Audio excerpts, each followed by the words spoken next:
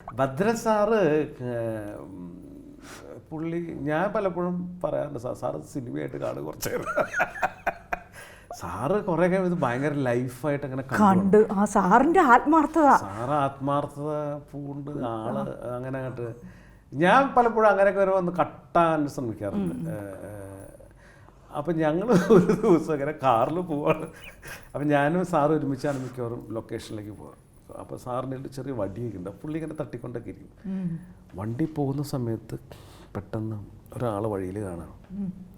വണ്ടി നിർത്തും. അപ്പോൾ ഒരു താടിയൊക്കെ വെച്ചിട്ട് ഒരു മനുഷ്യൻ നടന്നു പോവാ. എലിയോടാണ്. അപ്പോൾ ഒരു ക്യാരക്ടർ പേര് അതിന് ഇയാൾ ബെസ്റ്റാണ്. ആളെ വിളിച്ചു ഇങ്ങനെ വാ. അപ്പോൾ പൊള്ളാച്ചിയിലെ ഷൂട്ട്. അപ്പോൾ എന്നിട്ട് എന്നോട് പറഞ്ഞ് പോയിട്ട് ആളുടെ പേരും അഡ്രസ്സൊക്കെ എഴുതിയിരിക്കാൻ പറഞ്ഞു. അപ്പം ഞാൻ നമ്മളൊന്നും നോക്കണല്ലോ, നമ്മൾ വണ്ടിയിൽ നിന്ന് ചാടി ഇറങ്ങുന്നു, ഓടി ചെല്ലുന്നു. അണ്ണാ അവിടെ നിൽക്കാൻ പറഞ്ഞിട്ട് പേരെന്താന്ന് വെച്ചാൽ പേര് പറഞ്ഞു. നമുക്ക് അഡ്രസ്സ് ചൊല്ല്, നമുക്കൊരു ഇതിൽ ഒരു പടത്തിൽ ഒരു റോളുണ്ട്, അഡ്രസ്സ്. പുള്ളി ഭിക്ഷക്കാരനാണ്, പിച്ചക്കാരനാണ്.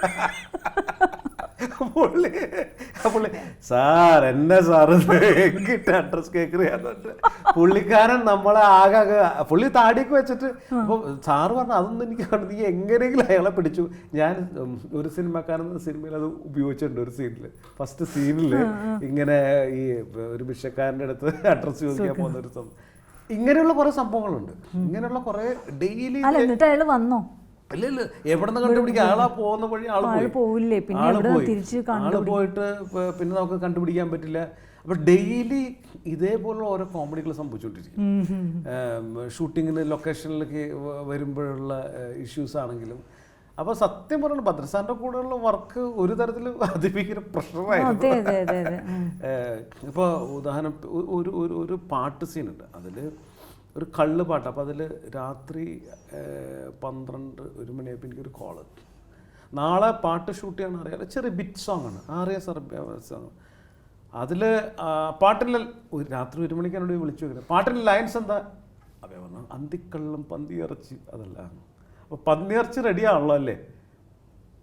ഞാൻ ഒറ്റടി റെഡിയാണ് സാർ എന്ന് പറഞ്ഞു വെച്ചിട്ട് ദൈവം പന്നിയിറച്ചി. അത് നമ്മൾ വല്ല പോത്തിറച്ചി വെച്ച് അഡ്ജസ്റ്റ് ചെയ്യുന്ന വെച്ച് ചിന്തിച്ചിരുന്നു. പന്നിയിറച്ചി ആർട്ടിൽ വിളിച്ചപ്പോൾ ആർട്ടാർ ഇവിടെ പന്നിയിറച്ചി ഒന്നുമില്ല, ഞാൻ മറ്റേ പോത്ത് ആണ് വെച്ചിരിക്കുന്നത്. അപ്പോൾ സാറ് പറഞ്ഞു പന്നി തന്നെ വേണം, ആ നെയ്യൊക്കെ അതിൽ വളരെ പ്രധാനപ്പെട്ടാണെന്ന് പറഞ്ഞു. പിന്നെ രാത്രി ഇതിനുള്ള ഓട്ടം, ഈ പന്നിയിറച്ചി എവിടെ നിന്ന് സംഘടിപ്പിക്കും? അപ്പം ഇങ്ങനെ പിന്നെ അന്ന് പിറ്റേ ദിവസം ഒരു പന്നിയെ റെഡിയാക്കി കൊന്നു. അതാണ് പെർഫെക്ഷൻ എന്ന് പറയുന്നത്. ഈ നമ്മുടെ എഴുപുന്ന ബൈജുവിനെ ഒരു ദിവസം വിളിച്ചു പറഞ്ഞിട്ട് അവിടെ നിന്ന് ആ പാട്ടിൽ ഫസ്റ്റ് പാട്ടിൽ അതിൽ പടത്തിൻ്റെ ഫസ്റ്റ് പാട്ടിൽ ഒരു ആമയുടെ തവളയുടെ ഒരു ഷോട്ടുണ്ട്. തവള ഇങ്ങനെ പാക്കർ വന്നു കരഞ്ഞിട്ട് നല്ല തവളകളൊന്നും പൊള്ളാച്ചി കിട്ടാനില്ല. അങ്ങനെ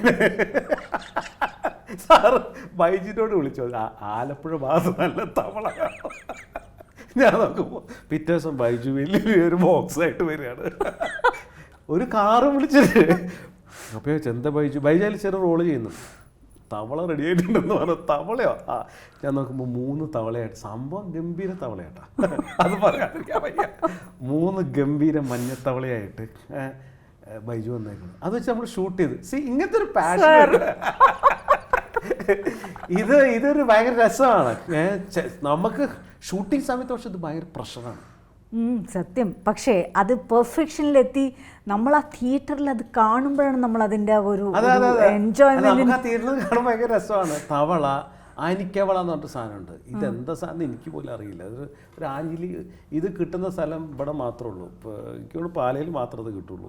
ബാക്കിയുള്ള സ്ഥലത്ത് കേരളത്തിലൊക്കെ നമ്മൾ അലഞ്ഞിട്ട് ഈ സാധനം കിട്ടാനില്ല. അപ്പോൾ അതിന് നമ്മൾ അവിടെ നിന്ന് ഇത് കൊണ്ടുവരും. അപ്പം ഇങ്ങനെയൊക്കെയുള്ള ഇതൊക്കെയാണ് സാറിൻ്റെ കൂടെ. അപ്പം സിനിമയെ ഇങ്ങനെ ഗാഠമായിട്ട് അന്തമായിട്ട് പ്രണയിക്കാന്ന് പറയുന്നത്.